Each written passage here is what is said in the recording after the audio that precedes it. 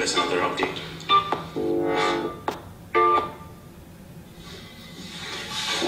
नमस्ते, आप सभी का स्वागत है आज 7 बजे के इस कार्यक्रम में। और हम एक भारतीय परंपरा के एक बहुत महत्वपूर्ण बिंदु पर चर्चा करने जा रहे हैं। मैं सोच समझ कर कह रहा हूँ भारतीय परंपरा के, क्योंकि ये जो फ्रीडम ऑफ एक्सप्रेशन जिसको कह रहे हैं, अभिव्यक्ति की स्वतंत्रता, ये वस्तुतः पूर्ण रूप से एक भारतीय परंपरा है।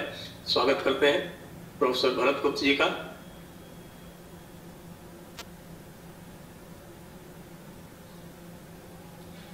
भरत गुप्त जी हमारे साथ जुड़ चुके हैं और मैं जी नमस्कार। मैंने अभी ये प्रस्तावना में कहा कि अभिव्यक्ति की स्वतंत्रता की बात हम करते हैं और अभिव्यक्ति की स्वतंत्रता की बात हम करते हैं पश्चिम की दृष्टि से, कि पश्चिम ने सबसे पहले अभिव्यक्ति की स्वतंत्रता का सिद्धांत दिया, जिसको हमने अपने जिसको कहते हैं पश्चिम प्रेम में या पश्चिम अंधानुकरण में उसी तरह से मानकर उनका जो नैरेटिव था उसको स्वीकार करके और कहा, और बड़ी प्रसन्नता से उसको हमने अपने संविधान में स्थापित कर दिया और कहा कि भाई देखिए अब हम बहुत बहुत आगे बढ़ गए हैं, अब हम फॉरवर्ड हो गए हैं। मैं आपका जो गहन अध्ययन है भारतीय परंपराओं का, और विशेष तौर से जो भारत में अभिव्यक्ति की स्वतंत्रता का मानक है नाट्य शास्त्र, उसके संदर्भ से मैं आपसे निवेदन करूंगा कि इस एक बड़े महत्वपूर्ण पक्ष पर, जिसको हम पूरी तरह से एक तरह से हम बड़े जिसको कहते हैं कि हम बहुत ही कृतज्ञ हैं पश्चिम के, कि उन्होंने हमको एक अवधारणा दी अभिव्यक्ति की स्वतंत्रता की, जैसे हमारे यहाँ तो पहले कभी थी नहीं। आप थोड़ा इस विषय पर प्रकाश डालें उन संदर्भों से जो हमारी परंपरा में बहुत गहरे तक विद्यमान रहे हैं। जी, मैं आपकी शो पर हूँ, इसके लिए मुझे बहुत प्रसन्नता है। जब भी मैं आता हूँ बहुत प्रसन्नता होती है, और आपके माध्यम से जो भी लोग सुन रहे हैं मैं उन सब का धन्यवाद करना चाहता हूँ।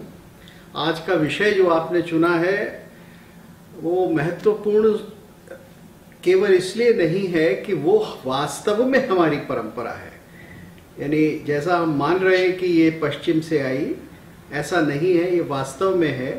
बल्कि इसलिए भी हमारी परंपरा के इस पक्ष को लोगों ने सोचा ही नहीं है, देखा ही नहीं है। और जैसा आपने अभी बताया कि मानक ग्रंथ नाट्य शास्त्र इसकी प्रस्थापना बहुत प्रारंभ में ही कर देता है। अब मैं नाट्य शास्त्र के बारे में एक बात कह दूं कि नाट्य शास्त्र और शास्त्रों की तरह से केवल एक ग्रंथ नहीं है कि जिसको पढ़ना है और विद्वानों को जिसका अध्ययन करना है। ये प्रयोग शास्त्र है। ये सारी विद्या जिसको आज हम परफॉर्मिंग आर्ट्स कहने लगे हैं अंग्रेजी में, यानी प्रदर्शनात्मक कलाएं कहने लगे हैं हिंदी में, और जिसका पुराना शब्द है प्रयोगात्मक, कि ये प्रयोग हो, तो ये रंगमंच से तरह तरह से जो प्रयोग होता था तो वो प्रयोग ज्ञान के लिए था। और उसमें ज्ञान देने के लिए अगर फ्रीडम ऑफ एक्सप्रेशन नहीं होगा, अगर उसमें लोगों को जो वो कहना चाहते हैं वो कहने की आज़ादी नहीं होगी, और आज़ादी ही वहाँ, आज़ादी का तो प्रश्न ही नहीं था, वहाँ ये सवाल था ही नहीं, किसी को ये लगता ही नहीं था कि कोई हमको रोक रहा है, क्योंकि कलाकार जो भी कुछ कहता था उसको कहने का एक बड़ा अच्छा ढंग वो हमेशा लेकर आता था। आपको मैं उदाहरण देता हूँ। आज भी जो हमारी लोक कलाएं हैं, यानी जैसे स्वांग है उत्तर भारत में, तो स्वांग में जो पात्र हैं वो आप देखेंगे इतना व्यंग करते हैं कि वो अपने घर वालों पर व्यंग करते हैं, परिवार वालों पर करते हैं, वो अपने दर्शकों के ऊपर व्यंग करते हैं, ऑडियंस के अलग अलग जो लोग बैठे हैं उनके ऊपर व्यंग करते हैं, और सरकार के ऊपर भी खुलकर व्यंग करते हैं। तो आप देखेंगे कि हमारी, जिनको आज हम लोक कलाएं कह रहे हैं और जो वास्तव में नाट्य शास्त्र के अंतर्गत सब आती हैं, उन कलाओं में ये परंपरा सबसे अधिक जीवंत है। और वहां कोई इसकी चिंता नहीं करता कि भाई मुझको आजादी है या नहीं है, और ये सारे भारत में हमको देखने को मिलता है। तो पहली बात तो ये हुई। अब सवाल ये उठता है कि ये समस्या कैसे पैदा हो गई। देखिए, ये समस्या वास्तव में भारतवर्ष की या भारतवर्ष के लोगों की नहीं है। ये समस्या हमारे अंग्रेजी पढ़े लिखे वर्ग की है, जो एक प्रकार का, आप कहें एक प्रकार का डिस्कोर्स जिसको अंग्रेजी में कहते हैं, या एक प्रकार की आइडियोलॉजी जिसको भी कह सकते हैं कि भारत ऐसा है, idea of Bharat is only this, वो उसको चला रहे थे कि भारत सोशलिस्ट सेक्युलर स्टेट है, ये ऐसे ही रहेगा, इसमें तरह तरह के लोग हैं, उनके ये अधिकार होंगे, मेजॉरिटी के ऐसे, माइनॉरिटी के इत्यादि।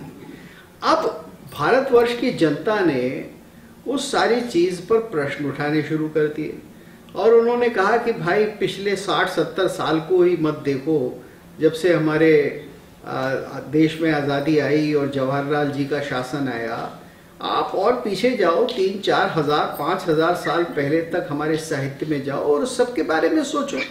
तो अब जब सोचने लगे तो बहुत सारी चीजें आने लगी, और बहुत सारी चीजें ऐसी आने लगी जिसने इस वर्ग की समग्र धारणाओं को और अंग्रेजी परस्ती जिन धारणाओं में थी, उन सबको ध्वस्त करना प्रारंभ कर दिया है। तो अब जब ये होने लगा तो आज की तारीख में हमारे एंग्लोफोनिक क्लास की जुबान दब गई है। वो इसलिए दब गई है कि उनके पास तथ्य नहीं थे, उनके पास इतिहास का गहरा अध्ययन नहीं था, उन्होंने एक तंत्र बना रखा था। अब उनको लगता है कि वो क्या बोले, कैसे बोले और पुरानी चीज को कैसे चलाते रहें। वो नहीं चलाते तो वो कहते हैं कि साहब आज़ादी अभिव्यक्ति की नहीं रही। तो एक ये विशेष वर्ग की आज़ादी चली गई है भारत में, और किसी की नहीं गई है। और भारत देख रहा है, भारत सबसे कह रहा है कि आप अपनी अपनी बात कहिए, वाद विवाद करिए, तर्क वितर्क करिए, सबके सामने करिए। ये परंपरा हमारे यहाँ नाट्य शास्त्र से ही आरंभ हो जाती है।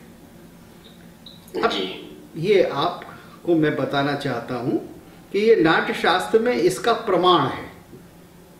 आप मेरे से पूछेंगे प्रमाण भाई कैसे है, तो वो कथा के रूप में आता है कि जब पहला नाट्य हुआ, एक यानी पहला ड्रामा स्टेज पर हुआ, तो उसमें असुरों की हार दिखा दी गई और देवताओं की जीत दिखा दी गई। तो असुर ब्रह्मा से बोले कि भाई देखो, हम ब्रह्मा जी, हम भी आपकी संतान हैं, जैसे ये देवता हैं, तो आपने हमें हरा दिया इस नाटक में। भरत मुनि ने, जिन्होंने ये नाटक का प्रोडक्शन किया, और देवताओं को जिता दिया, तो आप तो देवताओं के पक्षधर हो गए, हमारे विरोधी हो गए।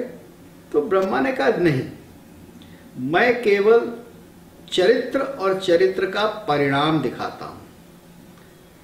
नाटक जो है, साहित्य जो है, कहानी जो है, वो केवल लोगों के आचरण को दिखाती है, और उस आचरण का संसार में क्या उसका क्या परिणाम होता है उसको दिखाती है। तो आप बुरा आचरण करेंगे तो उसका परिणाम बुरा होगा, हार होगी, शिकस्त हो जाएगी। आप अच्छा आचरण करेंगे तो आपकी विजय होगी। तो यहाँ अच्छे आचरण की विजय, बुरे आचरण की हार केवल नाट्य में यही दिखाई जाती है। तो ये एक बात थी जो कि मैं रखना चाहता था।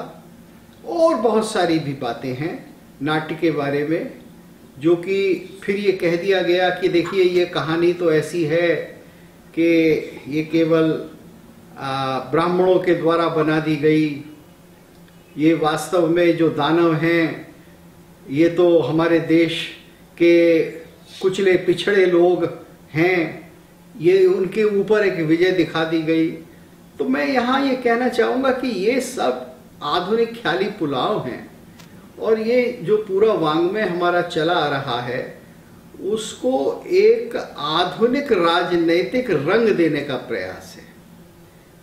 और बहुत से लोग ये कहते हैं कि भाई the victor writes the history. तो ऐसा नहीं है कि व्यास, द्वैपायन व्यास, वाल्मीकि, ये इतने बड़े बड़े महामुनि, इतने बड़े बड़े ऋषि ये किसी राजा के कहने पर लिख रहे थे। तो ये मैं आपके समक्ष रख रहा हूं। आपके मन में और भी विचार होंगे और भी प्रश्न होंगे तो हम उनके ऊपर चर्चा करेंगे। जी, मैं यही जो आपने भी कहा कि कुछ लोग ऐसा सोचते हैं कि उनकी आजादी छिन गई, वस्तुतः हुआ ये है कि दूसरों को आजादी मिलने से उनको ये लग रहा है तुलनात्मक रूप से कि जो पहले उनको एक तरह से एक छत्र राज्य था और उनकी स्वेच्छाचारिता थी, उस स्वेच्छाचारिता में कमी आने से उनको लग रहा है कि संभवतः उनकी आजादी में कुछ कमी आई है। और इसीलिए आप देखते हैं कि तरह तरह के नैरेटिव गढ़े जाते हैं। खासतौर से आपने देखा होगा कुछ किराए के लोग ले लिए गए। हमारी ब्यूरोक्रेसी में कुछ 101 लोग ऐसे हैं जो हर महीने 2 महीने में एक चिट्ठी लिख मारते। जी हाँ। और उस चिट्ठी लिख मारते हुए ये कहते हैं कि साहब अभिव्यक्ति की आजादी पे संकट आ गया है और फासिज्म आ रहा है। अरे भाई, अभिव्यक्ति की आजादी पर संकट आ गया है तो तुम तो इतना लिख रहे हो बार बार और कोई तुमको कुछ नहीं कर रहा, कोई तुमको जेल में नहीं डाल रहा। यहाँ तक कि अब तो कोई उसको काउंटर भी नहीं करता, क्योंकि उसको लोग लोगों ने उसको एक हास्य का साधन मान लिया है। शुरू में जब इन लोगों ने लिखा था, जी हाँ, मैंने यद्यपि मैं सर्विस में था फिर भी मैंने इनको काउंटर करते हुए 2-3 बार उनका बड़ा इफेक्टिव काउंटर किया। लेकिन फिर मैंने देखा कि ये तो एक जिस तरह का बोलते हैं अंग्रेजी में शराड हो गया है। हाँ।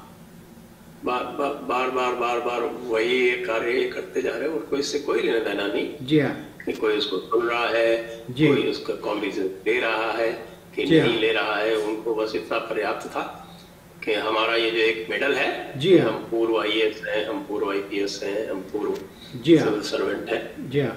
इस मेडल को जितना आप पब्लिक में भुना लीजिए। वो सबने देखा कि उसको भुनाना तो दो, लोगों ने तो उसे कौड़ी के मोड़ नहीं समझा। ये इसके इस शराट के ऊपर किसी ने मुझे एक शेर सुनाया, वो मैं आपको सुना देता हूँ।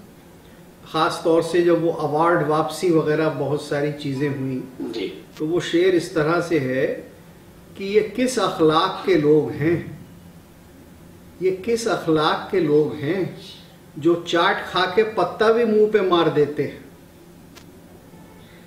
यानी इन्होंने सारे जो चाट खाकर पत्ता भी मुंह पे मार देते हैं, यानी खाली चाट ही नहीं खाते, उसके ही मजा नहीं लेते, और फिर कहते हैं कि साहब हम अखलाक वाले हैं। अब अखलाक का मतलब आप समझ गए होंगे, यहाँ कितनी क्या रेफरेंस है यहाँ अखलाक की तरह तरह से। तो ये किस अखलाक के लोग हैं कि चाट खाकर पत्ता भी मुंह पे मार देते हैं। तो ये चाट खा लेते हैं, हाँ, पत्ता छोड़ देते हैं, हाँ नहीं, और वो खिलाने वाले के मुंह पे मार देते हैं। यानी प्रेसिडेंट ऑफ इंडिया ने उनको अवार्ड दिया और अवार्ड उन्होंने प्रेसिडेंट ऑफ इंडिया के ही मुंह पे दे मारा, ये कहकर कि हम किसी एक दल विशेष की राजनीति से एग्री नहीं करते।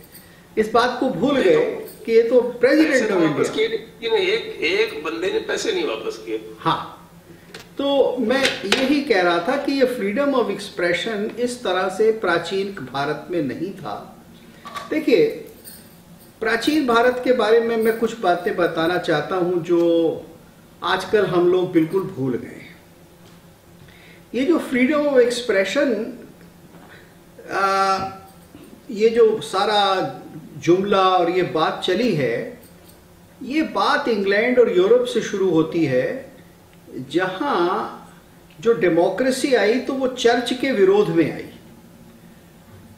वहां जो पार्लियामेंट बना उसका पूरा इतिहास है कि राजनीतिक दल को, यानी पहले तो वहां की मोनार्की को हेनरी VIII वगैरह के वक्त में और बाद में धीरे धीरे वहां के राजनीतिक लोगों को अपने आप को चर्च से अलग करना था। और चर्च का पूरा इतिहास है कि वो तो किसी को फ्रीडम देता ही नहीं था।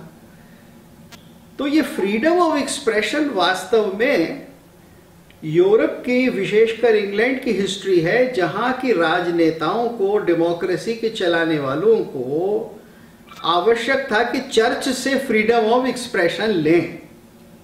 और ये वही परंपरा चली आ रही है कि ऑर्थोडॉक्सी से उनको लेनी है। अब भारतवर्ष में तो ऐसी परंपरा इसलिए नहीं थी कि ऐतिहासिक स्थिति दूसरी थी। भारतवर्ष में कानून राजा नहीं बनाता था। मैं आपके सामने ये तथ्य रखना चाहता हूं कि जो भी दंड नीति है, जो भी आचार है, जो भी धर्म की मान्यताएं हैं, जितना भी सामाजिक व्यवस्था है, अर्थशास्त्र है, वो राजा नहीं बनाया करते थे, वो क्षत्रिय वर्ग नहीं बनाता था। वो परंपरा से विद्वान बनाते थे, वो परंपरा से अलग कई कई धाराओं में वो आता था। और वो केवल उच्च कोटि के पढ़े लिखे लोगों के, शास्त्र रचयिताओं के द्वारा नहीं आता था, वो तो लोक में भी आता था। क्योंकि एक शास्त्राचार चलता था, एक लोकाचार चलता था, लोक की मान्यताएं थी। तो ये इस प्रकार से भारत का कानून चलता आ रहा था। उसमें कालांतर में परिवर्तन और विकास होता था, राजा केवल उसको इंप्लीमेंट करता था।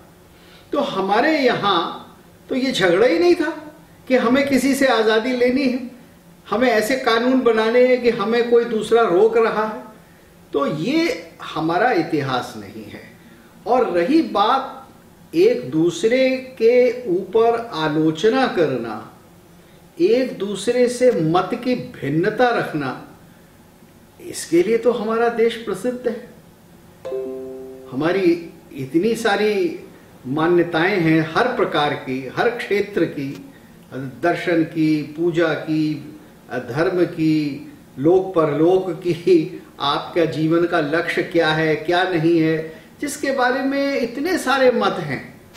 और केवल मत ही नहीं है, लोग उन मत के अनुसार अपनी अपनी साधनाएं करते आ रहे हैं और सब आपस में को एग्जिस्ट करते हैं, एक ही बृहद देश और संस्कृति के भीतर रहते हैं। जी जी, क्या ये कहना सही होगा कि नाट्य शास्त्र को भी साधना के ही एक रूप में देखा गया है? आप बिल्कुल सही होगा, साधना भी है और ये ज्ञान भी है। अब मैं अगर उस कहानी में जाता हूं नाट्यशास्त्र की, कि जो कि प्रारंभ में उत्पत्ति अध्याय में आती है कि भाई ये कला पैदा कैसे हुई, तो उस कहानी के द्वारा जो मर्म बताते हैं, जो गहराई की बात वो कहते हैं कि एक दिन इंद्र ने कहा ब्रह्मा से कि मुझे कुछ ऐसा दिखाइए, ऐसी कला बताइए जिसमें देखने और सुनने को इकट्ठा हो और जिससे लोक का कल्याण हो। क्योंकि हर व्यक्ति गूढ़ शिक्षा, उच्च शिक्षा, वेद की शिक्षा, दर्शन की शिक्षा ये नहीं ले सकता। हायर एजुकेशन सबको अवेलेबल नहीं है दुनिया में। तो आप ऐसा कीजिए, कुछ ऐसा साधन बनाइए कि लोगों को श्रेष्ठतम ज्ञान का जो पूरा का पूरा सार है वो उपलब्ध हो जाए, लब्बे लुआब उनको मिल जाए। तो ब्रह्मा ने कहा ठीक है, हम नाट्य वेद बनाते हैं। अब ये नाट्य वेद 4 वेदों से लेकर 5वां वेद नाट्य वेद हुआ। तो अब इस बात का मर्म समझिए कि जितना भी ज्ञान परंपरा में चारों वेदों में है और उच्चतम कोटि का ज्ञान है, उसको लेकर उन्होंने 5वां ये प्रदर्शनात्मक कला का, स्टेज से कुछ दिखाने का ये एक साधन बनाया। तो ये एक साधना हो गई। अब उसको खेलेंगे, लोग उसको देखेंगे, उसको बच्चा भी देखेगा, उसको महिलाएं भी घर की देखेंगी, उसको हर वर्ग का व्यक्ति देखेगा और उसके लिए टिकट भी नहीं लगेगा और वो सारे साल चलेगा, जगह जगह होगा। तो वो शिक्षा सबको सुलभ हो जाएगी। तो आप ये देखेंगे कि भारतवर्ष एक ऐसा देश है जिसने अपने तरह तरह के दर्शनों को, अपने जिसको हम अंग्रेजी में फिलॉसफीज कह देते हैं, उन सब को आम आदमी तक पहुंचा दिया है। और उस आम आदमी तक पहुंचाने का साधन ये नाट्य। तो भारत की ये तो बहुत बड़ी साधना है। और इस भारत के नाट्यशास्त्र को आधार बनाकर जितनी भी अन्य कलाएं हैं वो धीरे धीरे बढ़ने लगी। अब जैसे आप मूर्ति की कला को ले लीजिए, तो वैदिक काल में तो मूर्ति का पूजन नहीं होता था, यज्ञ था। वैदिक काल में तो मूर्ति के लिए कोई स्थान नहीं था, पत्थर इत्यादि की लोग थोड़ी बहुत पूजा करते थे, लेकिन मूर्ति नहीं थी। तो अब ये मूर्ति का प्रादुर्भाव और ये देवता का, यानी देवता की मूर्ति बनना, ये हमको नाट्यशास्त्र से ही मिलता है। नाट्यशास्त्र के 4थे अध्याय में पिंडी बंध के द्वारा उन्होंने दिखाया है कि कैसे आप देवता के स्वरूप को अपने शरीर में उतार लेंगे।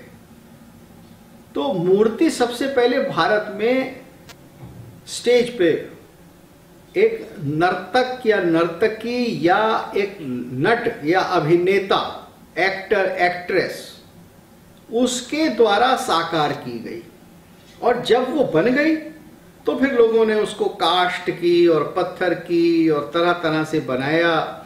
और क्योंकि वो देवता थे, वो भगवान थे, तो उनके लिए घर बनाया जो कि उनका मंदिर हुआ। तो नाट्य शास्त्र का शिक्षा के प्रचार प्रसार में ही नहीं, दर्शन के और ज्ञान के माध्यम के रूप में एक अद्वितीय स्थान है भारत के इतिहास में, जिसको हम कहते हैं मीडियम ऑफ कम्युनिकेशन के रूप में। उससे बड़ा कोई साधन मुझको भारत के इतिहास में क्या, विश्व के इतिहास में नहीं मिलता। हाँ जी, यानी आज की तारीख में तो पश्चिम के कई लोग हैं, जैसे हार्वर्ड गार्डनर करके एक हैं, हार्वर्ड के प्रोफेसर, उन्होंने नाट्यशास्त्र के ही आधार पर 5 चैनल्स ऑफ एजुकेशन या 5 चैनल्स ऑफ एक्सपीरियंस ये बनाकर पूरी किताबें लिखी हैं। यानी पूरा उस विद्या को पूरा का पूरा लेकर उसको मॉडर्नाइज अपनी भाषा में प्रचार प्रसारित कर दिया कि 5 प्रकार की इंटेलिजेंस होती है, 6 प्रकार की इंटेलिजेंस होती है। और वो सारी की सारी नाट्यशास्त्र के आंगिक, वाचिक, सात्विक, आहार्य माध्यमों से ही ली गई है, बिल्कुल उसकी एग्जैक्ट कॉपी है। और जाहिर है कि जैसा पश्चिम के विद्वानों का काम होता है कि वो नाट्यशास्त्र का जिक्र भी नहीं करेंगे, और कोई प्रश्न करेगा पूरा डाइजेस्ट कर लेंगे, पूरा डाइजेस्ट कर लेंगे, और कोई जिक्र करेगा तो कहेंगे अच्छा मुझे तो पता ही नहीं था। तो लेकिन सच्चाई यही है। वो सही है, वो तो उन्होंने तो पूरा साइंस डाइजेस्ट कर लिया, मैथमेटिक्स डाइजेस्ट कर ली। जी हाँ। और उसको कभी भी क्रेडिट नहीं दिया। जी हाँ। और हमारे जो पश्चिम के मानसिक गुलाम हैं, वो ये सोचते हैं कि सब कुछ वहीं से है। बिल्कुल, वो अलग बात होगी।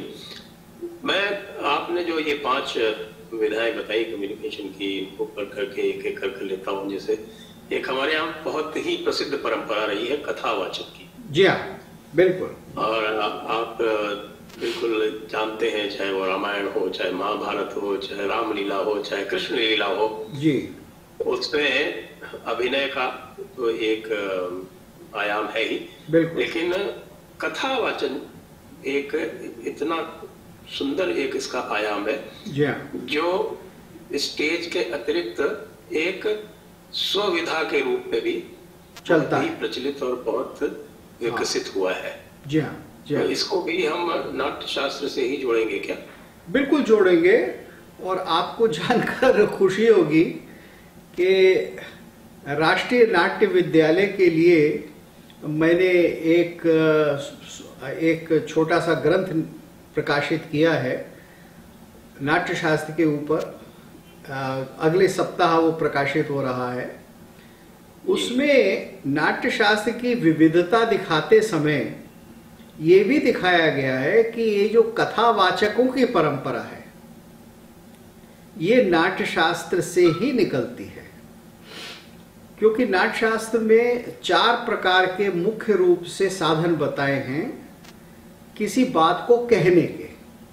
हमारे मन में जो भाव है उसको हम कैसे प्रकट करेंगे, तो उन्होंने कहा कि आंगिक होगा, यानी हम उसको नृत्य करके, बोलकर, तरह तरह से मुद्राओं से ऐसे दिखाएंगे।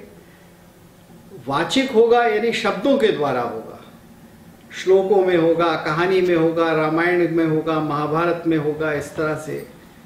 और फिर सात्विक होगा, यानी मुंह के ऊपर, चेहरे के ऊपर ऐसे भाव लाएंगे कि आपको पूरी तरह से ये मिले देखने के लिए कि ये भाव आपके हृदय में है।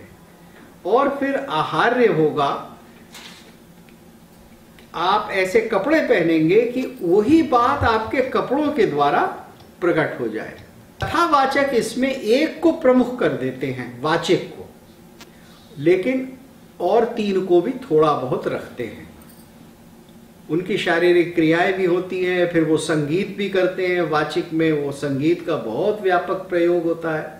और हमारे जो बहुत बड़े बड़े कथावाचक हुए हैं, जैसे राजेश्वर आनंद जी हुए हैं, जैसे मुरारी बापू हुए हैं, जैसे और अन्य हैं, रामभद्राचार्य जी हैं, और इस तरह से बड़े विशिष्ट कथावाचक हैं। तो वो नाट्यशास्त्र की इस परंपरा का पूरी तरह से निर्वहन करते हैं। और जो ये सारी आंगिक, वाचिक, सात्विक, आहार्य चीजें हैं वो सब बताते हैं। लेकिन यहाँ शब्द का सबसे अधिक महत्व होता है, क्योंकि यहाँ आप कथा कह रहे हैं और संगीत का होता है, क्योंकि इसमें गायन है। और ये कहा गया है, मद भक्ता यत्र गायन्ति तत्र वसामि नारद। भगवान कहते हैं कि भाई मेरे भक्त जहां गायन कर रहे हैं मैं तो वहीं रहता हूं।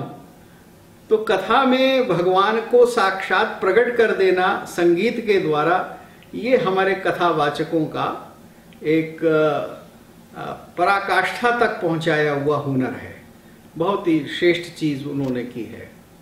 और इसके अतिरिक्त तो जो बात नाट्यशास्त्र में कही गई कि वेदों का सार बताना है, तो वेदों का सार का अर्थ होता है कि जीवन के जो प्रयोजन हैं, 4 पुरुषार्थ हैं, हम क्यों जीते हैं, कि क्यों इस दुनिया में आए हैं, क्या करना है हमें भाई, कैसे करना है, उस सब को पहुंचाने के लिए सहज और सरल भाषा में ये कार्य जो करना है वेद का, वो कथा के द्वारा होता है। वो कथावाचक करते हैं। बिल्कुल आपने बिल्कुल सही पहचाना कि नाट्यशास्त्र की ही परंपरा है। कथावाचन के प्रसंग से और आंगिक के प्रसंग से जी, रस और छंद जी हमारी काव्य परंपरा का और नाट्य परंपरा का एक जी हाँ, अविभाज्य अंग रहा है।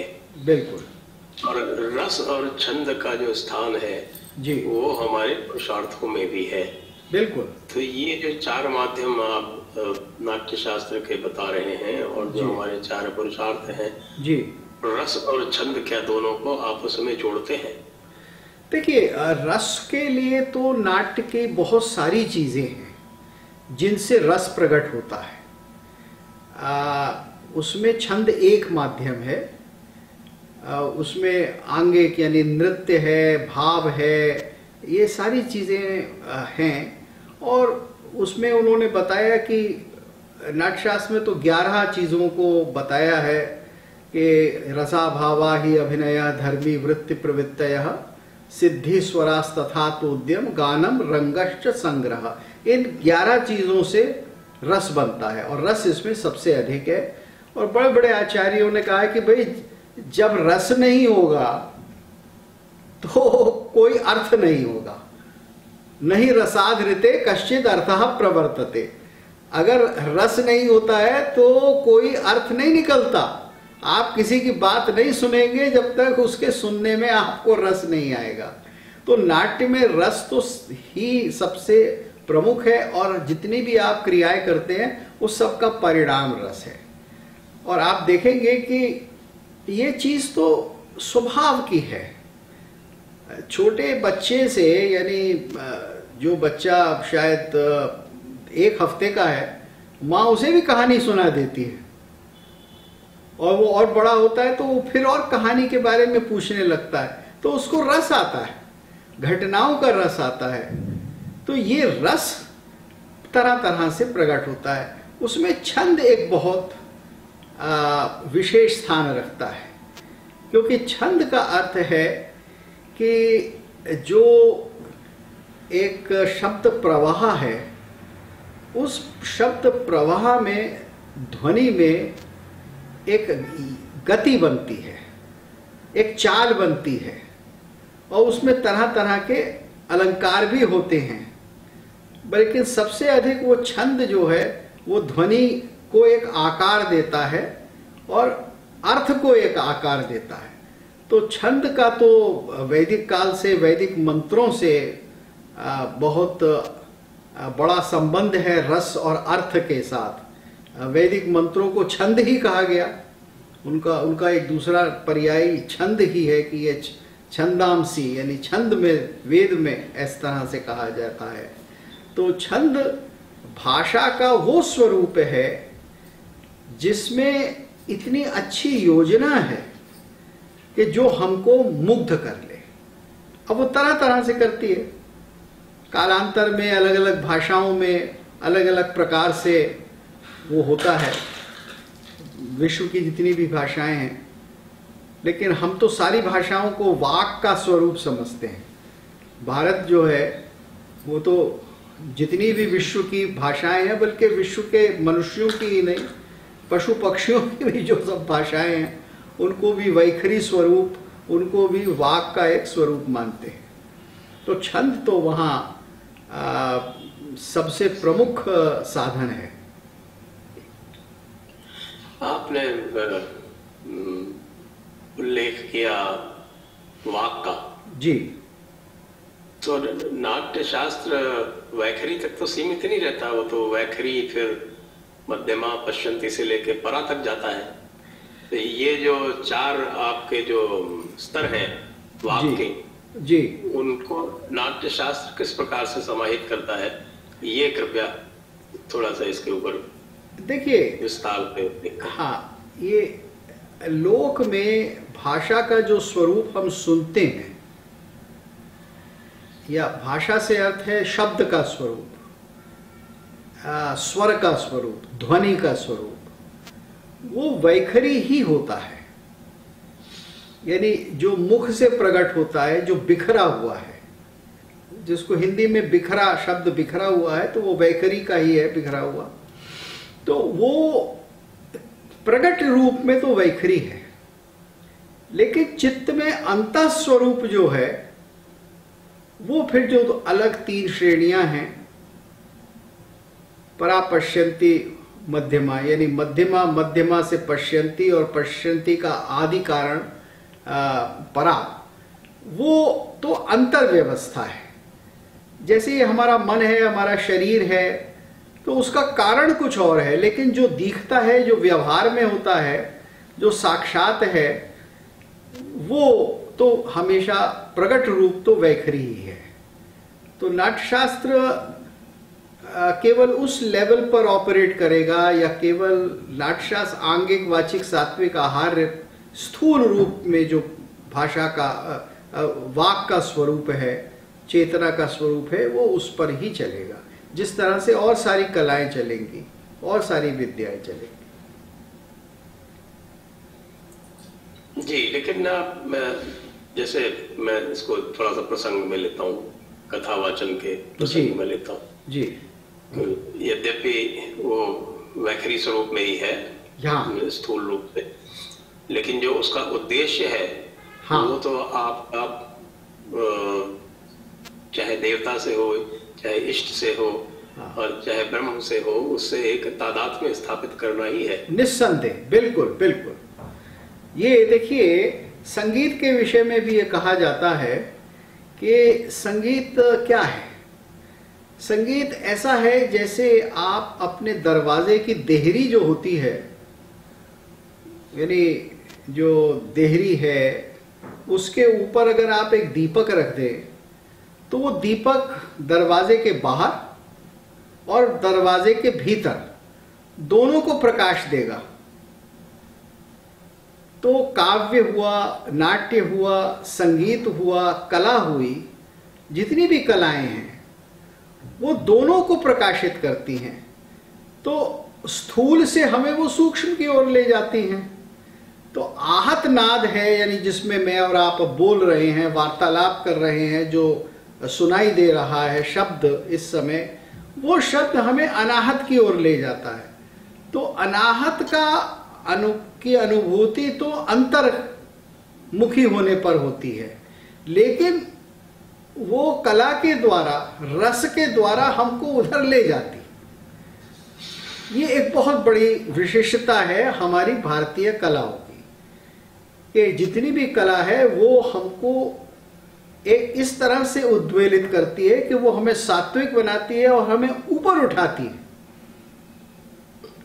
तो भारतीय कला का उद्देश्य है मनुष्य की मनोप्रवृत्ति को ऊपर उठाना, उसको और सोफिस्टिकेटेड बनाना और उसको दिव्य के साथ जोड़ देना किसी न किसी प्रकार से।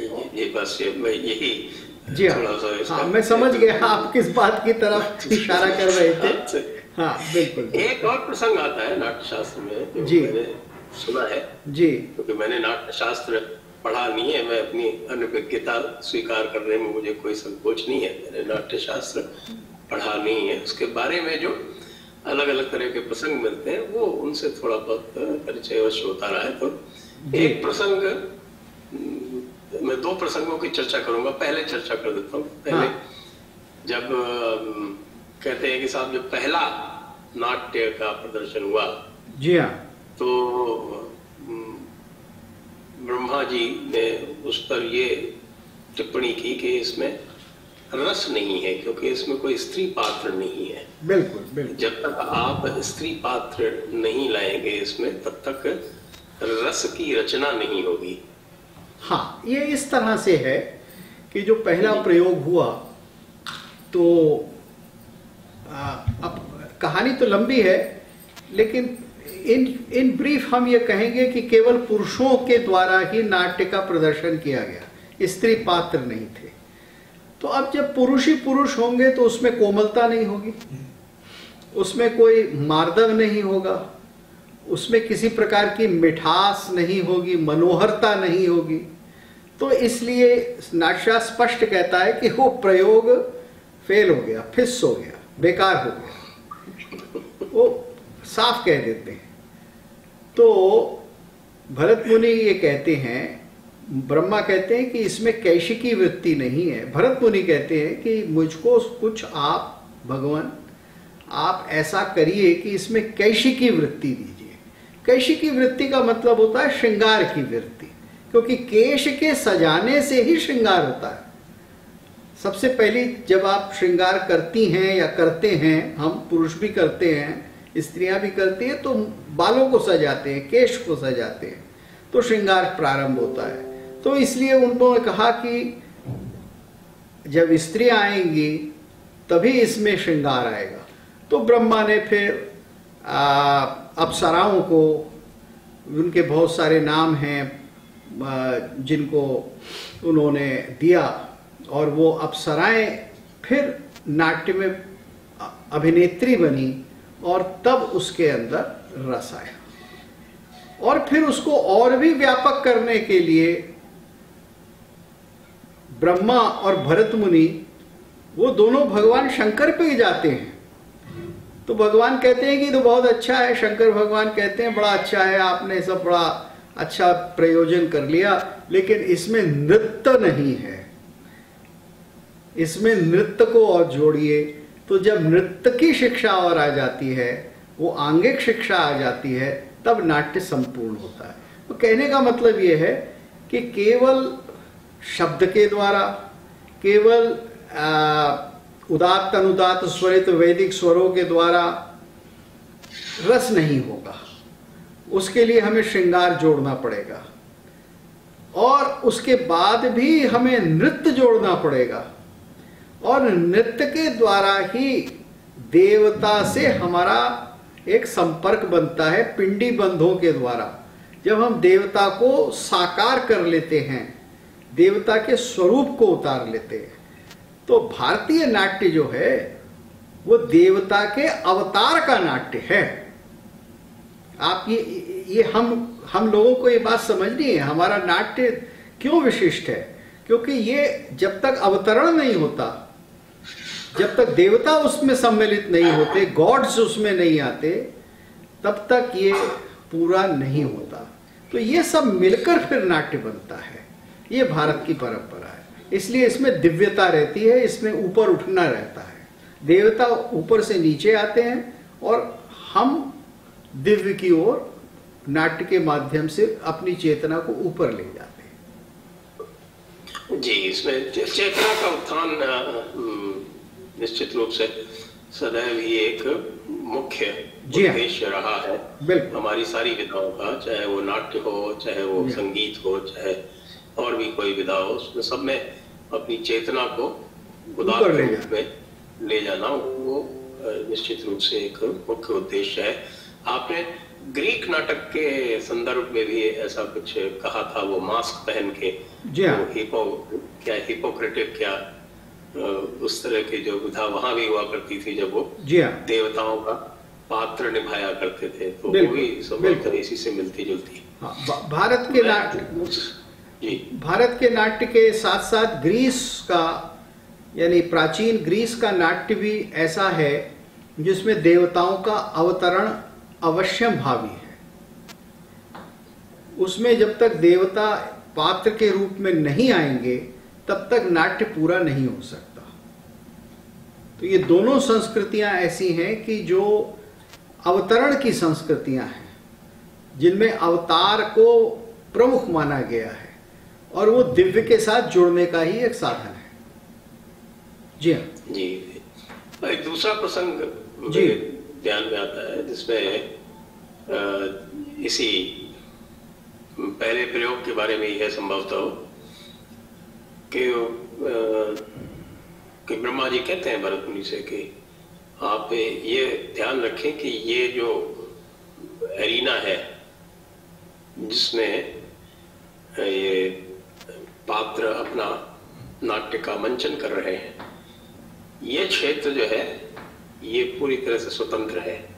हाँ जी। इस क्षेत्र में किसी भी प्रकार का कोई बंधन आपकी बातचीत पर, आपके अभिव्यक्ति पर नहीं है।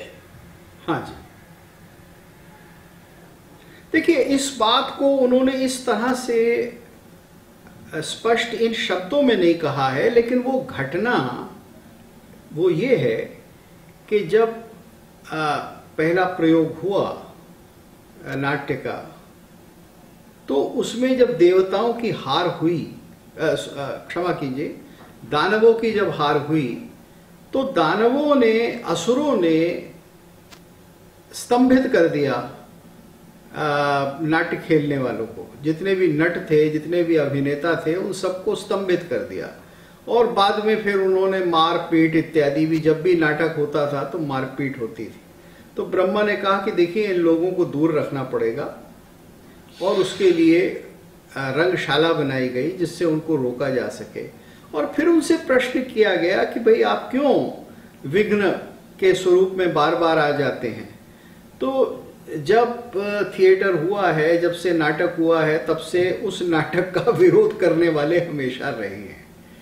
तो उनको बताया गया है कि देखिए, हम केवल चरित्र दिखाते हैं, और हमारे दिखाने पर आप कोई आक्षेप ना करें।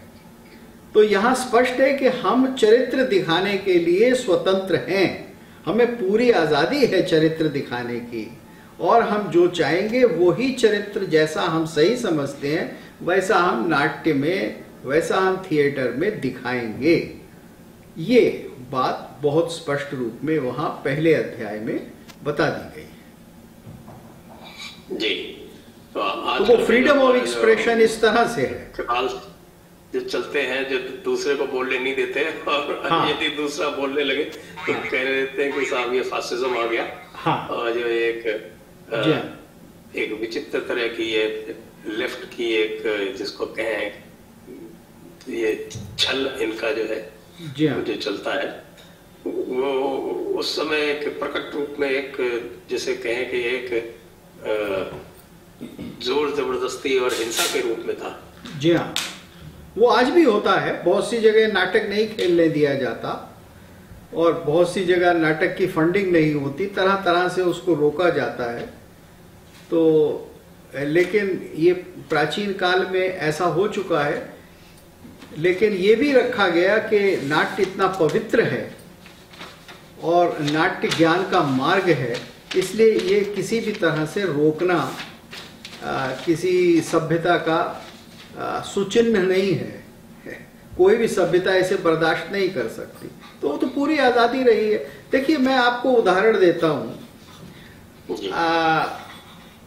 भारतवर्ष में हम लोग सोचते हैं कि प्राचीन नाट्य जो था वो केवल शकुंतला और स्वप्नवासव दत्ता और इस तरह के ही कुछ नाटक थे, लेकिन ऐसा नहीं है।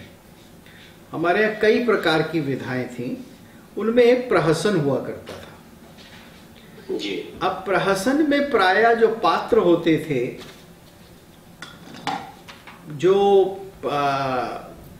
वो कौन होते थे? तो प्रहसन दिखाया जाता था दंभी, नाटकीय और आलसी गुरुओं के ऊपर, जिसमें ब्राह्मण भी हो गए, बौद्ध भी हो गए, जैन भी हो गए, मठाधीश भी हो गए और उनके चेले। तो उसी प्रकार के उनके चेले होंगे। तो उनके हंसी उड़ाने का जो पूरा साधन था वो प्रहसन था। और वो आपस में लड़ते थे बिना एक दूसरे के मत मतांतर को समझे हुए। उसके भी उदाहरण होते थे। तो एक मत का दूसरे मत के द्वारा खंडन मंडन भी वहां दिखाया जाता था। और ऐसे लोग भी दिखाए जाते थे जो समाज के ऊपर भार हैं, जो आचार्य बने हुए हैं, जो मतलब एक प्रकार से एमिनेंट इंटेलेक्चुअल्स बन गए हैं, एमिनेंट आर्टिस्ट, एमिनेंट हिस्टोरियंस बन गए हैं, लेकिन उनको आता कुछ नहीं है। तो उन ऐसे लोगों का चित्रण प्रहसन में हुआ करता था। तो अब आप बताइए कितना बड़ा फ्रीडम ऑफ एक्सप्रेशन है।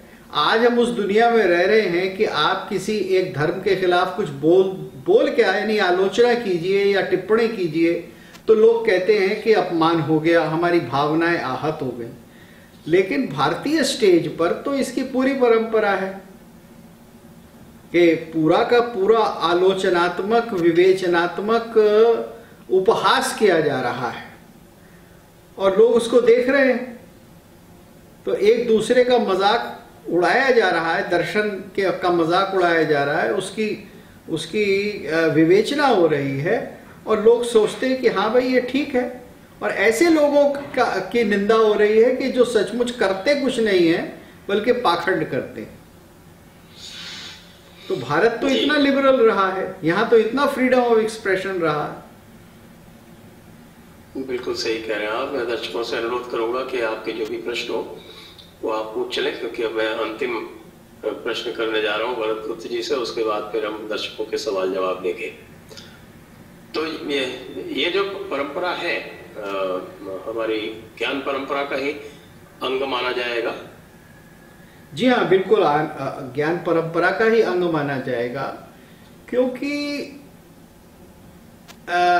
जब तक वाद नहीं होगा तब तक ज्ञान नहीं होगा। जब तक हम खंडन मंडन नहीं करेंगे तब तक हम सत्य तक नहीं पहुंचेंगे। केवल किसी एक व्यक्ति का अपनी अंतरात्मा में देख लेना सत्य का, यानी किसी का ऋषि हो जाना, किसी का बुद्ध हो जाना, वो पर्याप्त नहीं है। उस ज्ञान को उसे प्रकट करना है लोगों के सामने और एक तर्कशील ढंग से करना है, एक व्यवस्थात्मक रूप में करना है, एक दर्शन के रूप में करना है। तो दूसरे फिर उस पर प्रश्न उठाएंगे, प्रश्न के द्वारा ही सीखेंगे। तो प्रश्न परिप्रश्न ये ही ज्ञान के को पाने की व्यवस्था का मार्ग रहा है। तो इसलिए वाद, डिस्कशन, आर्ग्यूमेंट ये हमारे पढ़ाने का भी तरीका था। इसी तरह से शिक्षा भी होती थी और इसी तरह से समाज के अंदर वाद विवाद होकर ही लोग एक दूसरे की बात को समझते थे। तो ये ज्ञान परंपरा का अभिन्न अंग है, आधार है। आप बिल्कुल सही कह रहे हैं, ये आधार है हमारी ज्ञान परंपरा का। वाद के बारे में एक पूरक प्रश्न और पूछता चलूं कि जो वाद विवाद का जो एक जिसको कह सकते हैं कि फ्रेमवर्क जो बना हुआ था, जो जी मैंने देखा उसमें कि उसके 5 अंग हुआ करते थे जी, कि कोई भी यदि आपस में वाद विवाद करना है, एक स्ट्रक्चर्ड डिबेट जिसको बोलते हैं, स्ट्रक्चर्ड डिबेट का उसके 5 अंग हुआ करते थे जी। विषय, हाँ विस्मय, हाँ विषय, विस्मय, पूर्व पक्ष, हाँ सिद्धांत और संगति। हाँ हाँ, उसको उत्तर पक्ष भी कहते थे और फिर सिद्धांत भी कह देते थे, एक ही नाम है। और फिर तो नाट्य में भी इस प्रकार की कोई परंपरा स्थापित थी? नाट्य जो है, देखिए, वो एक दूसरे ढंग से चलता है। नाट्य को केवल तर्क पर नहीं रहना है। ये जो हम जिसका अभी आप और हम जिक्र कर रहे हैं, वाद और विवाद या शास्त्रार्थ की जो परंपरा है, वो केवल तर्क एक विशिष्ट चीज के ऊपर है, जैसे विषय आपने कहा या विस्मय आपने कहा। लेकिन नाट्य है, उसका आधार भाव है, और भाव जो होता है यानी इमोशन जो होती है, उसमें हमेशा विचार भी होता है। यानी अगर मैं इस समय उदास हूं तो कोई कारण है ना मेरी उदासी का, एक कोई विचार भी मेरे मन में होगा उदासी का, मैंने कुछ खो दिया है वगैरह वगैरह। तो मन भाव जो है, वो विचार और भाव मिलकर जो जिस अवस्था से चलते हैं, उसको नाट्य दिखाता है। तो नाट्य का क्षेत्र जो है वो भाव क्षेत्र है, और भाव क्षेत्र में ही वो ये सारी चीजें दिखा देता है। अब मैं आपको एक बड़ा सीधा उदाहरण देता हूं, बिल्कुल स्पष्ट बात हो जाती है उससे। शकुंतला को इतना दुख क्यों सहना पड़ा? अब कालिदास वहां कोई ये उत्तर नहीं देते कि देखो इसने ये गलती की थी पूर्व जन्म में, इसलिए इसको ये भुगतना पड़ा। हाँ, ये तो है कि उससे अंगूठी खो गई, लेकिन अब उसमें उसका दोष थोड़ी था कि उसको अंगूठी खो गई, या वो प्रेम में अपने प्रेमी के बारे में सोच रही थी तो दुर्वासा की ओर ध्यान नहीं दिया, तो कोई बहुत बड़ी गलती नहीं हो गई कि इतनी छोटी सी गलती के लिए उसको इतना बड़ा दुख सहना पड़ा। तो कालिदास वहां सिर्फ शकुंतला के मुंह से ही कह देते हैं कि ये तो समझ में नहीं आता, ये तो भाग्य का खेल है। अहो विधिना दर्शितम प्रभुत्वम, कि ये तो विधि ने मुझे कुछ ऐसा दिखा दिया कि वो बलवान है, यानी यहां कोई तर्क नहीं है। तो नाटक जो है वो तर्क से ऊपर जो मनुष्य की स्थिति है, मनुष्य जो तर्क संगत रूप से समझ नहीं पाता, भाव जगत उसमें भी जाता है, और वो बताता है कि कैसे कैसे हम इस संसार को समझेंगे।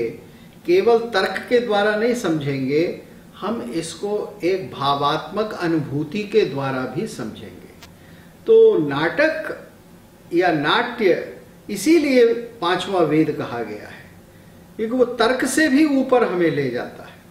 जहां तर्क फेल हो जाता है, जहां दर्शन या रीजन स्पष्ट उत्तर नहीं दे सकता, वहां भावात्मक जगत आगे का रास्ता दिखाता है। जी, आप इस एक अंत में ये जी हाँ, ये प्रश्न, और भारत की जो नाट्य परंपरा है जी, उसमें सर्वश्रेष्ठ 2-3 नाट्य आप किन्हें मानते हैं? देखिए, अगर आप अगर आप प्लेज का या नाट्य कहिए तो आप सर्वश्रेष्ठ तो ऐसा है कि अलग अलग व्यक्ति के हिसाब से होते हैं। तो मैं आपको, हाँ, तो मैं आपको अपना रुझान बता देता हूँ या पसंद बता देता हूँ। तो मेरे लिए मृच्छकटिकम नाटक जो है वो बहुत प्रिय है, क्योंकि उसमें एक उदारतम चरित्र है और उसकी उदारता के द्वारा, उसकी उदारता के बल के द्वारा राज्य में भी परिवर्तन हो जाता है। वो अच्छा सुशासन उसमें हो जाता है।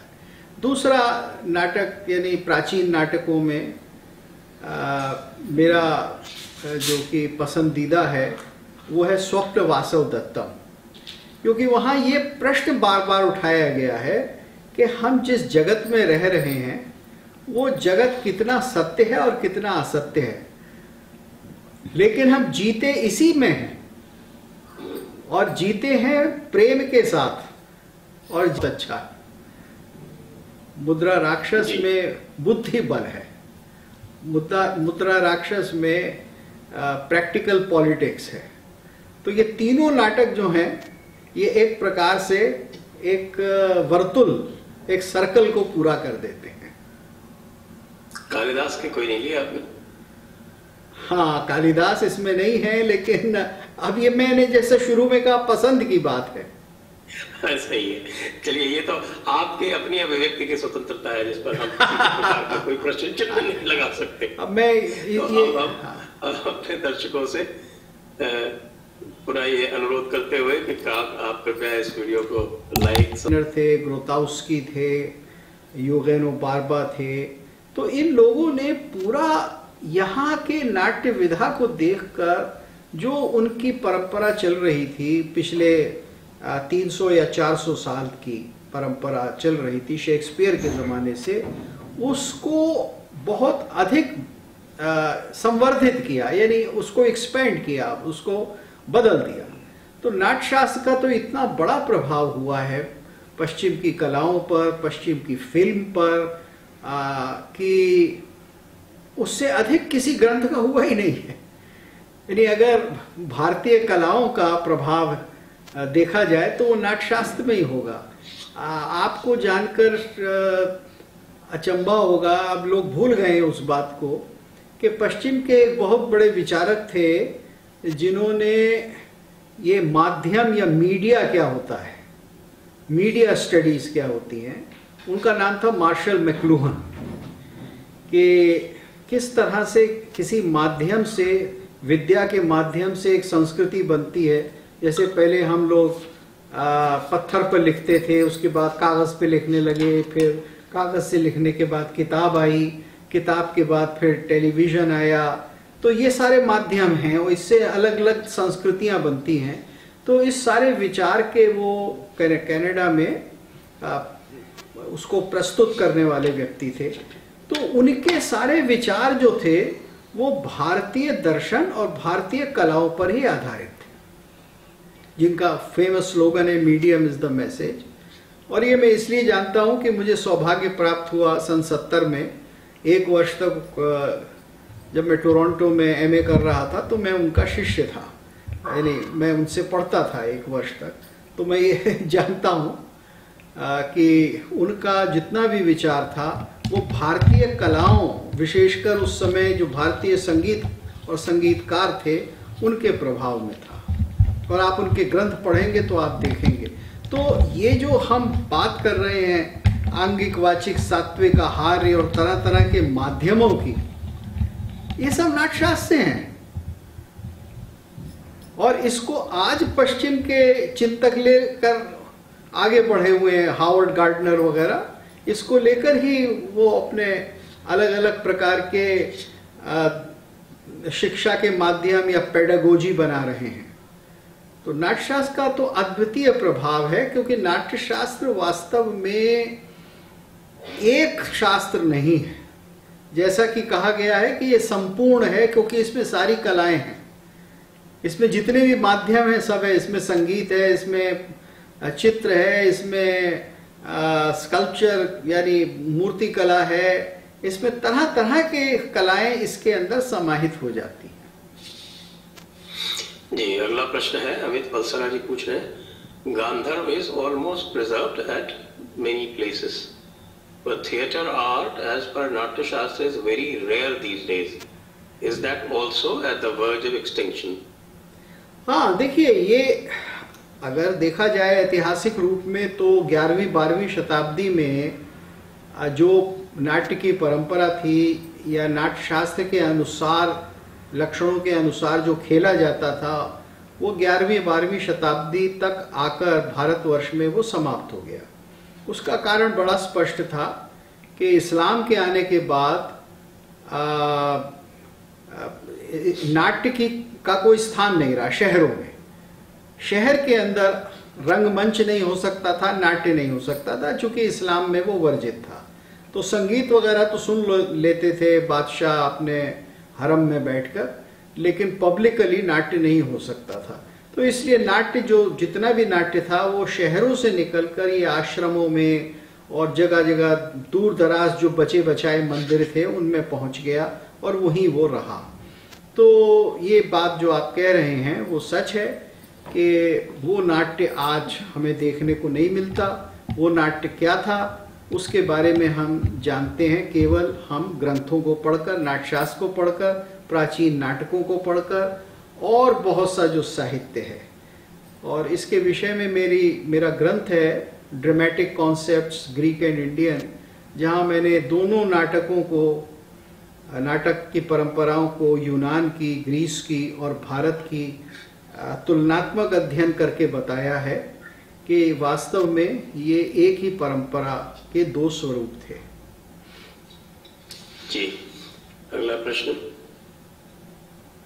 हाँ, अमित पलसरा, इस वैदिक ज्ञान is also done as per नाट्य शास्त्र? नहीं, अब मैं डन का मतलब नहीं समझा कि आपका मतलब has it come to an end. अब देखिए, ज्ञान तो कोई भी एंड पे नहीं होता है। जब तक मनुष्य है तब तक ज्ञान है, क्योंकि हम ज्ञान तो जब सृष्टि का अंत होता है तभी ज्ञान का अंत होता है। हम कभी कभी भूल जाते हैं कुछ चीजों को, लेकिन अंत नहीं होता उनका। तो हम बहुत कुछ अपनी प्राचीन परंपराओं को भूल गए हैं, दोबारा उसका अध्ययन करेंगे, उनको प्रकट करेंगे तो हो जाएगा। जी, अगला प्रश्न। पथिक पंड्या, इन freedom of expression, freedom of act is also included. If I want to throw sulfuric acid on Yogendra Yadav's face, is it okay? Will you save me? अब ये चलिए, आपका मजाक अच्छा है, बाकी और कुछ नहीं कहना। चलिए, Aniruddhan Nambi, namaste. What was the role of Devadasis in preservation of dharmic arts and temple culture? How did that system get corrupted? देखिए, ये इसके बारे में, क्योंकि हमारे मिशनरियों ने, हमारे क्या वो तो ब्रिटिश के मिशनरी थे, हमारे नहीं थे, हमारे दुश्मन थे हमारी संस्कृति के, इतनी भ्रांति पैदा कर दी और इतना जहर उगला उन्होंने कि उस समय जबकि मंदिर लगभग यानी मंदिर एक तरह से बेजार हो चुके थे, उनकी और कोई देखने वाला नहीं था 18वीं 19वीं शताब्दी में, तब जो देवदासियों की स्थिति थी बहुत ही विपन्न और बहुत ही बेचारी असुरक्षित, उसको देखकर, उनकी दशा को देखकर, जब उनकी हालत आर्थिक कारणों से ऐसी हो गई थी कि उनको तरह तरह की वृत्ति में लगना पड़ता था, उन्होंने सब ये बना दिया। लेकिन देवदासी का अर्थ होता है कि जो देवता के उपासना में है, जैसे एक जिसको आज हम पुजारी कहते हैं सामान्य भाषा में, तो जैसे पुजारी भगवान की पूजा करते हैं, अर्चना करते हैं, जल चढ़ाते हैं, श्रृंगार करते हैं, मंत्र पाठ करते हैं, तो इसी प्रकार से श्रेष्ठ और बहुत श्रेष्ठ नृत्य और संगीत में पारंगत नर्तकियां भगवान की सेवा में नृत्य करती थी दिन में 3 बार, जितनी बार उनकी अर्चना होती थी, तो वो अर्चना का एक हिस्सा था। तो आंगिक अर्चना करना ये देवदासियों का काम था, क्योंकि भारतीय जो पूरी परंपरा है जिसमें पूजा आंगिक, वाचिक और कर्म तीनों से होती है। मनसा वाचा कर्मणा, मन से होगी, वचन से होगी, मंत्र इत्यादि पढ़कर, संगीत इत्यादि करके, और अंग से होगी, प्रणाम करके, उठकर, बैठकर, इस तरह से ये सारी चीजें जो है होती थी। तो ये चला आ रहा था राज संरक्षण में, और राज्य के अतिरिक्त जो भी मंदिर मैनेज करते थे वो तो एक बहुत भव्य विधा थी कि जहाँ संगीत की शिक्षा दी जाती थी, देवता की उपासना होती थी। और कितना आप जरा सोचिए कि उपासना केवल ऐसे ही ऊ करके कुछ मंत्र जो आज हम कर लेते हैं मंदिर में, वो नहीं था, वो कितनी अच्छी तरह से किया जाता था। तो देवदासियों का तो एक बहुत बड़ा, भाई जैसे तुलसीदास शब्द में दास है, ऐसे ही वो देवदासी देवता की दासी थी। आप ये मतलब निकालिए उसका, वहां दास का अर्थ है समर्पण, समर्पित हैं हम देवता के लिए, तो देव के लिए समर्पित हैं, इसलिए देवदासी है। जैसे मीरा कहती हैं अपने आप को दासी, मीरा दासी जन्म जन्म की, इस तरह से। जी, Aniruddhan Nambi, why should we use a Western construct of FOE? Should we not call it a dharmic duty of expression, because that is how it was used, from Yeah. correcting an errant king to expressing knowledge. बिल्कुल, I agree fully, बिल्कुल, I fully agree with what he says. ये freedom of expression नहीं है, ये तो ज्ञान की चेतना और ज्ञान की जिज्ञासा है, प्रश्न करना, बोलना सब। जी, महेश मधुर, सहयोग के लिए बहुत बहुत धन्यवाद Mahesh ji. Pathik Pandya, my question was for Sanjay ji, if I do that और ask someone to do it for few thousand, will you save him? देखिए, इसका प्रश्न जो है, this is not connected with Natya Shastra at all, because if you want to throw sulphuric acid on someone in theatre, then you will not use actual sulfuric acid, right? So that freedom of expression gets preserved and you don't actually hurt anyone. So I will answer it only with respect to the subject. I am not going out of the subject. Girish Mukund Rai Pandya, कथावाचक भौगोलिक प्रमाण बहुत कम मिलता है, कृपया कारण बताने की तकलीफ लें।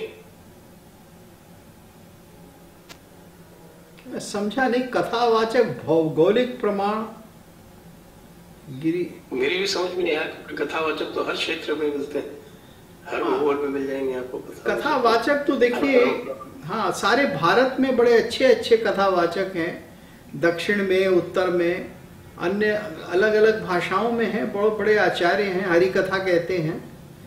उत्तर भारत में रामचरितमानस और भागवत कथा और नरसिंह जी की कथा, आपके जयपुर इत्यादि क्षेत्र में बड़े अच्छे लोग हैं जो नरसिंह जी की कथा कहते हैं। ये तो इन कथाओं के द्वारा पुराणों को सुरक्षित रखा गया है। अगला प्रश्न ले लें।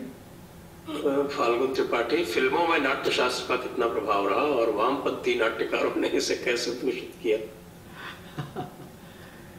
देखिए, मैं एक बात यहाँ कहूँगा जो हमें समझनी है, निष्पक्षता से मैं कह रहा हूँ। नाट्यशास्त्र किसी एक वाद, दर्शन या फिलॉसफी के प्रति आग्रह नहीं करता।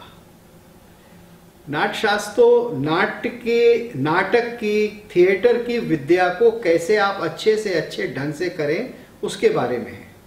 अब आपका मन है कि आप नास्तिकवाद पर एक नाटक लिखें, जहां आप ये दिखाएं कि भाई दिव्य कुछ नहीं होता, केवल शरीर ही अंतिम सत्य है, तो नाट्यशास्त्र को कोई आपत्ति नहीं है। आप वैसे पात्र बनाइए, सब करिए, दिखाइए, आप जो चाहे कर सकते हैं।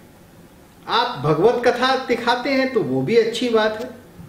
तो नाट्यशास्त्र तो एक विद्या है देखिए, लेकिन भारत की परंपरा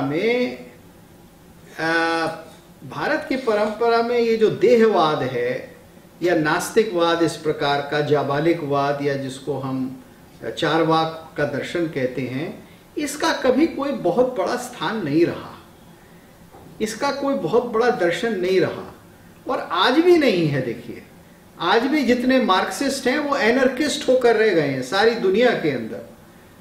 अभी अमेरिका में वो ब्लैक लाइफ मैटर्स चला था, उसका नतीजा तो यही हुआ ना कि उन्होंने दुकानें जला दी, लूट ली, और तो उससे कोई बहुत बड़ा लाभ नहीं हुआ हमें।